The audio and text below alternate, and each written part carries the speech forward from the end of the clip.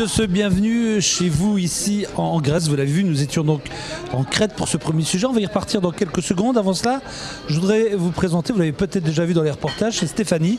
C'est notre guide. Ça va Stéphanie? Bonsoir, ça va très bien et vous? Bien, alors Stéphanie a la chance d'avoir un peu vécu en Belgique et maintenant ici à Rhodes, donc elle parle un français plutôt correct. Hein.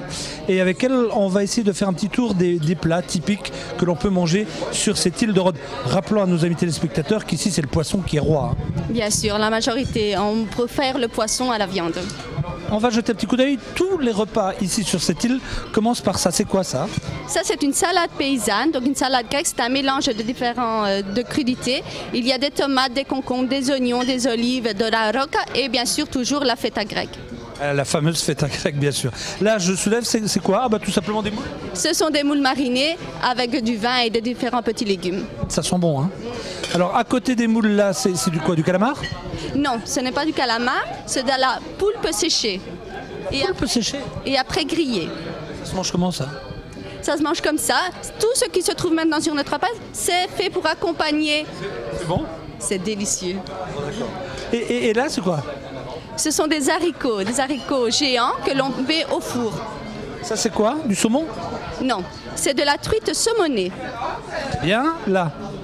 Ça s'appelle du scoubri. Scoubri, c'est un mezze, donc ça accompagne le ouzo. Ah, c'est pour l'apéritif, ça? Oui, c'est l'apéritif. Ouzo, c'est un mot qu'on connaît, bien sûr. Pour accompagner les plats, j'ai souvent vu ça. C'est quoi? Ça, c'est une sorte de petite salade aussi. C'est du tzatziki. C'est un mélange de yogourt, de concombre et d'ail. Ah oui, vous mettez beaucoup d'ail dans les plats ici. Oui. Et là-bas, alors ça, c'est la fameuse feta, c'est ça? Ça, c'est la feta. On la mange de deux façons, froide en salade ou chaude. Celle-ci, elle est passée au four et on a mis des piments. Ah oui, d'accord, oui. Et enfin, là-bas? Le dernier plat, enfin le plat qui se trouve ici, c'est du saumon mariné avec des petites boules de capre et une sauce à la nette. Alors il faut rappeler quand même aussi à nos amis téléspectateurs que vous ne mangez pas aux mêmes horaires que nous. Hein. C'est-à-dire que le repas, vous le faites vers quelle heure, celui de midi, le déjeuner? On mange très très tard. Comme les horaires de travail sont différents, à partir de 15 heures. Vous mangez à partir de 15 heures. Et donc le soir, c'est à 22 heures qu'on vient au resto, c'est ça? C'est ça. Et en soirée, après le boulot, après le travail, donc comme la plupart des personnes travaillent à l'hôtel, c'est après le boulot, après 22 heures.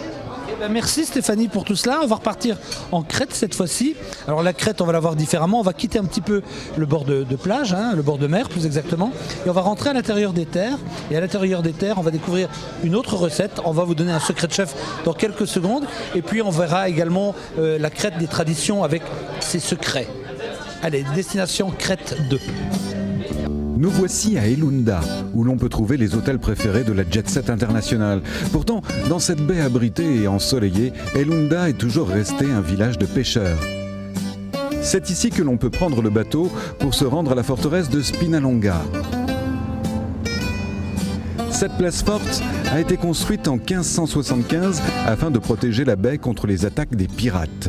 Ce site, qui devint par la suite une léproserie, est un exemple typique de l'influence qu'exerça Venise sur la Crète. De la prise de Constantinople par les croisés jusqu'à 1669, date à laquelle les Turcs chassèrent les Vénitiens de l'île.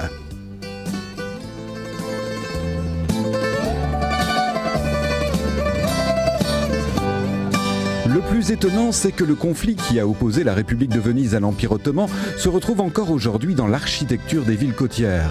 Ainsi, à Réthymnon, les maisons les plus anciennes ont la particularité de présenter une architecture vénitienne au rez-de-chaussée, alors que l'étage témoigne d'une influence musulmane. Et les quelques minarets qui ont survécu à l'expulsion des Turcs en 1922 sont les derniers vestiges de l'importance qu'eut jadis l'islam sur cette île de tradition catholique orthodoxe. Mais pour découvrir la vraie Crète traditionnelle aujourd'hui, il faut se rendre à l'intérieur des terres, dans ces petits villages paisibles qui possèdent tous au moins un café, un lieu de rencontre où les hommes viennent s'adonner au tavli, une variante du jeu du backgammon, tout en sirotant un raki, une eau-de-vie de raisin que l'on consomme à toute heure.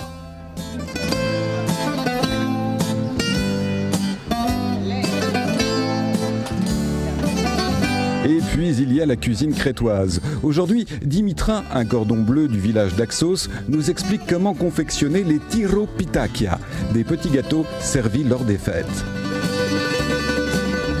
Λοιπόν, φτιάξαμε το ζυμάρι με νερό, La pâte est réalisée avec de la farine, du sel et de l'huile d'olive. Le plus difficile, c'est de bien tirer la pâte. La farce est composée de fromage frais de brebis, d'œufs, de cannelle et de sucre. Et ces sortes de petits pâtés sont ensuite plongés quelques dizaines de secondes dans l'huile d'olive bouillante avant d'être servis, encore tièdes, accompagnés d'un vin local.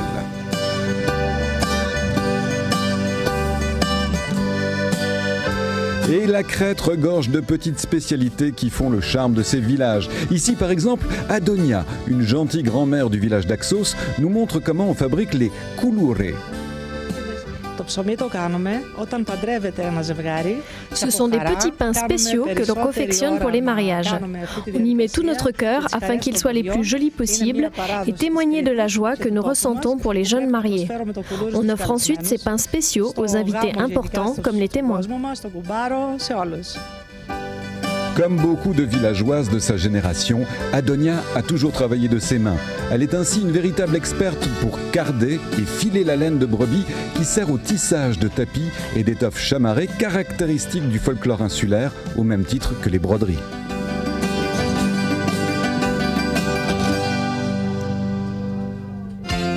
La Crète éternelle vit donc dans ses montagnes, mais aussi sur ses côtes, dont la modernité n'a pas altéré la beauté naturelle. Quoi qu'il en soit, pour comprendre l'âme crétoise, il vous faudra aussi vous intéresser aux danses traditionnelles. Les danses en Crète sont très importantes, comme dans toute la Grèce en général, mais en Crète, ils sont vraiment très importants. C'est une partie très importante des risques de la culture. De la vraie culture de l'île de Crète. Et tous les enfants à l'école apprennent à danser les danses typiques crétoises. Et pour bien apprécier ces danses crétoises, le mieux c'est encore de participer à une fête de village. L'orchestre traditionnel est rythmé par une lyra, une sorte de viol que l'on appuie sur la jambe. Et les danses, très variées, peuvent durer toute la nuit.